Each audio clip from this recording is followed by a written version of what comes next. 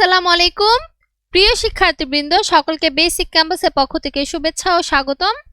তো আজকে আমার আলোচনার বিষয় হচ্ছে একাদশ দ্বাদশ শ্রেণীর বাংলা প্রথম পত্রের গদ্য অংশের অতি গুরুত্বপূর্ণ বহু নির্বাচনী প্রশ্নোত্তর নিয়ে, এবং আজকে আমি যে গদ্যের গুরুত্বপূর্ণ বহু নির্বাচনী প্রশ্নোত্তর নিয়ে আলোচনা করব সেটার নাম হচ্ছে রেইনকোট। তো বন্ধুরা, তোমরা যারা এখন পর্যন্ত রেইনকোট গদ্যটি ভালো করে পড়নি অথবা বোঝনি, তোমাদের সুবিধার্থে আমি কিন্তু আমাদের চ্যানেলের মধ্যে রেইনকোট গদ্যের বিস্তারিত ক্লাস হচ্ছে রেইনকোট গদ্যের ক্লাসটা আমাদের চ্যানেলের মধ্যে আপলোড করেছি। আমি সেই ভিডিও লিঙ্কটি এই ভিডিও ডিসক্রিপশন বক্সের মধ্যে দিয়ে দেবো, তোমরা সেখান থেকে আগে সেই ভিডিওটা দেখে নিবে, তাহলে তোমাদের জন্য আজকের ক্লাসটা অনেক সহজ হয়ে যাবে। কেননা রেইনকোট গদ্যের বিস্তারিত ক্লাসের মধ্যে আমি প্রত্যেকটি অংশ থেকে খুবই বিস্তারিতভাবে আলোচনা করেছি, যাতে তোমাদের যেখান থেকে প্রশ্ন আসুক না কেন, যেভাবেই প্রশ্ন আসুক না কেন, সেটা জ্ঞানমূলক হতে পারে, বহু নির্বাচনী হতে পারে, অনুধাবনমূলক হতে পারে, অথবা সৃজনশীল হতে পারে, অর্থাৎ যে অংশ থেকেই প্রশ্ন আসুক না কেন সহজে উত্তর করতে পারো। তো এই জন্য আমার একটাই রিকোয়েস্ট থাকবে, তোমরা আগে সেই ভিডিওটা দেখে নিও, তাহলে তোমাদের জন্য আজকের এই ক্লাসটা খুব সহজ হয়ে যাবে। এবং আমি এটাও বলে রাখি যে আজকে আমি যে বহু নির্বাচনী প্রশ্নগুলো নিয়ে আলোচনা করব, এগুলো কিন্তু তোমাদের পরীক্ষার মধ্যে তোমরা কমন পাবে ইনশাল্লাহ। কেননা একাদশ দ্বাদশ শ্রেণীর সকল পরীক্ষার ক্ষেত্রে এই বহু নির্বাচনীগুলো খুবই গুরুত্বপূর্ণ এবং প্রায় পরীক্ষার মধ্যে এই প্রশ্নগুলোই রিপিট হয়ে থাকে। এজন্য কিন্তু আমি বাছাই করে তোমাদের জন্য হচ্ছে আজকে আলোচনা করব এই রেইনকোট গদ্যের বহু নির্বাচন প্রশ্ন উত্তর নিয়ে। তো চলো বেশি কথা না বাড়িয়ে শুরু করা যাক। দেখো, 1 নম্বরে যে প্রশ্নটা আমি দিয়েছি সেটা হচ্ছে, কার জবানিতে রেইনকোট গল্পের অধিকাংশ ঘটনা বিবৃত হয়েছে? আব্দুস সাত্তার মৃধা, ডক্টর আফাজ আহমদ, নুরুল হুদা, আখতারুজ্জামান ইলিয়াস। তাহলে আমরা অনেকে মনে করতে পারি যে এটার লেখক তো হচ্ছে আখতারুজ্জামান ইলিয়াস, তাহলে এটার উত্তর হবে আখতারুজ্জামান ইলিয়াস। কিন্তু না, এখানে বলছে যে কার জবানিতে, অর্থাৎ এই রেইনকোট গল্পের মধ্যে কে বলছে, কাহিনীটা কে বলছে, তাহলে সেটা আমরা জানি উত্তরটা সেক্ষেত্রে হবে নুরুল হুদা। এবং যদি বলতো যে লেখক কে, সেক্ষেত্রে হতো আখতারুজ্জামান ইলিয়াস। 2 নম্বরে যেটা আমি দিয়েছি সেটা হচ্ছে, দেখো, রেইনকোট গল্পে রেইনকোটটি কার? উত্তরটা হবে হচ্ছে মিন্টু। 3 নম্বরে দিয়েছি, রেইনকোট গল্পে নুরুল হুদা কোন বিষয়ের শিক্ষক? উত্তরটা হবে হচ্ছে কেমিস্ট্রি অর্থাৎ রসায়ন। 4 নম্বরে দিয়েছি, রেইনকোট গল্পে ভীতু নুরুল হুদার সাহসী হয়ে ওঠার মূল কারণ কি ছিল? উত্তরটা হবে সঞ্চারিত উষ্ণতা ও দেশপ্রেম। 5 নম্বরে দিয়েছি, নুরুল হুদাকে পাকিস্তানি হানাদার বাহিনীর তলব করার কারণ কি? মুক্তিযোদ্ধাদের সহযোগী ভেবে, কমান্ডারের নির্দেশে, প্রিন্সিপালের অভিযোগে, তাকে মুক্তিযোদ্ধার সন্দেহে।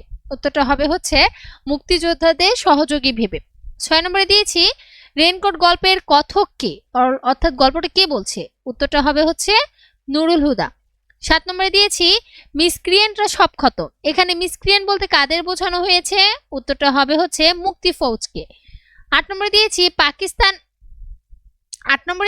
পাকিস্তান বাঁচাতে হলে স্কুল কলেজ থেকে শহীদ মিনার হটাতে হবে। এই নিবেদনটি কে করেছিল? প্রিন্সিপাল, মিন্টু, ইসহাক মিয়া, নুরুল হুদা। কে করেছিল? উত্তরটা হবে প্রিন্সিপাল। 9 নম্বরে দিয়েছি, নুরুল হুদার জীবনের কি বারের ঘটনা রেইনকোট গল্প আকারে উপস্থাপিত হয়েছে? উত্তরটা হবে হচ্ছে মঙ্গলবারের ঘটনা। 10 নম্বরে দিয়েছি, রেইনকোট গল্পের মূল প্রতিপাদ্য কি? উত্তরটা হবে হচ্ছে মুক্তিযুদ্ধের চেতনার উন্মোচন। আশা করি তোমরা সকলে বুঝতে পারছো যে কিভাবে প্রশ্নটা এসে থাকবে আর উত্তরটা কি হবে। 11 নম্বরে যেটা দিয়েছি সেটা হচ্ছে, দেখো, রেইনকোট গল্পে নুরুল হুদা কোন কলেজের প্রভাষক? উত্তরটা হবে হচ্ছে ঢাকা কলেজ। 12 নম্বরে দিয়েছি, রেইনকোট গল্পে প্রিন্সিপাল কাকে তোয়াজ করে? এটা কিন্তু খুবই গুরুত্বপূর্ণ, এটা জ্ঞানমূলকের মধ্যেও এসে থাকে। উত্তরটা হবে হচ্ছে আকবর সাজিদকে। 13 নম্বরে দিয়েছি, রেইনকোট গল্পে পাকিস্তানের শরীরের কাটা বলা হয়েছে কাকে? উত্তরটা হবে হচ্ছে শহীদ মিনারকে।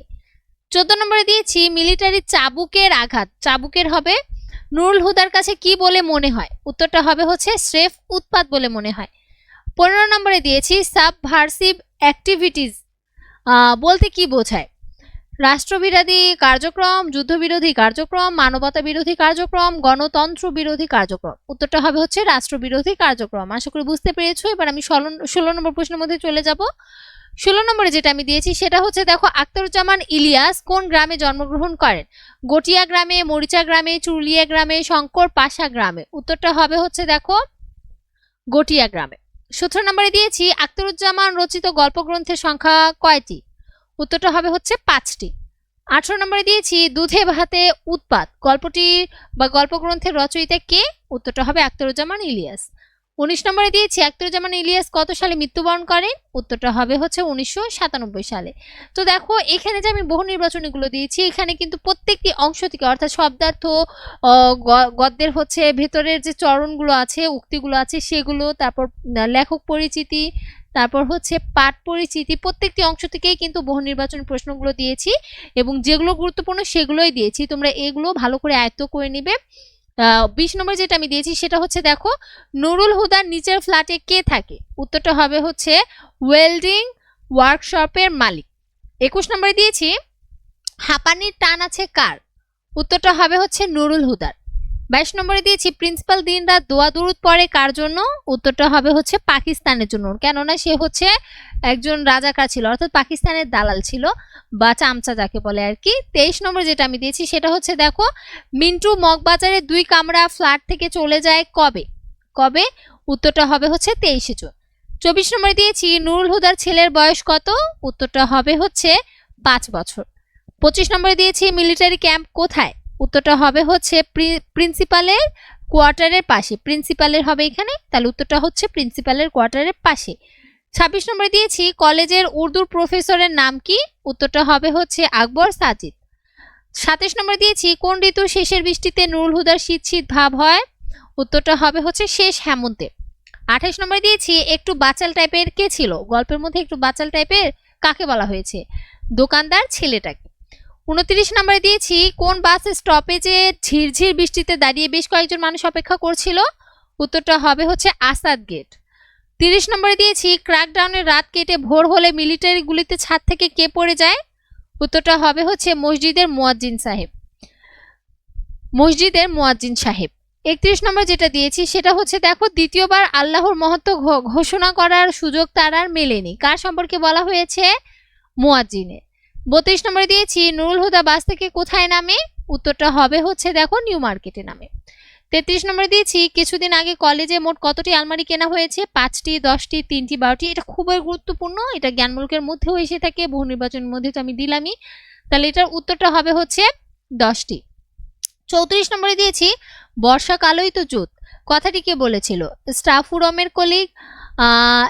রুমের কলিগ, এক কুলি, ছদ্মবেশী কলিগ, মিন্টু। উত্তরটা হবে হচ্ছে এক কুলি। 35 নম্বরে দিয়েছি প্রিন্সিপালের সিংহাসন মার্কা চেয়ারে কে বসে রয়েছে? উত্তরটা হবে হচ্ছে জাদ্রেল টাইপের এক মিলিটারি পান্ডা। 36 নম্বরে দিয়েছি মিসক্রিয়ান্টরা কলেজে কি বেশে ঢুকেছিল?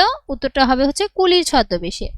37 নম্বরে দিয়েছি জেনারেল স্টেটমেন্ট এর বাংলা অর্থ কি?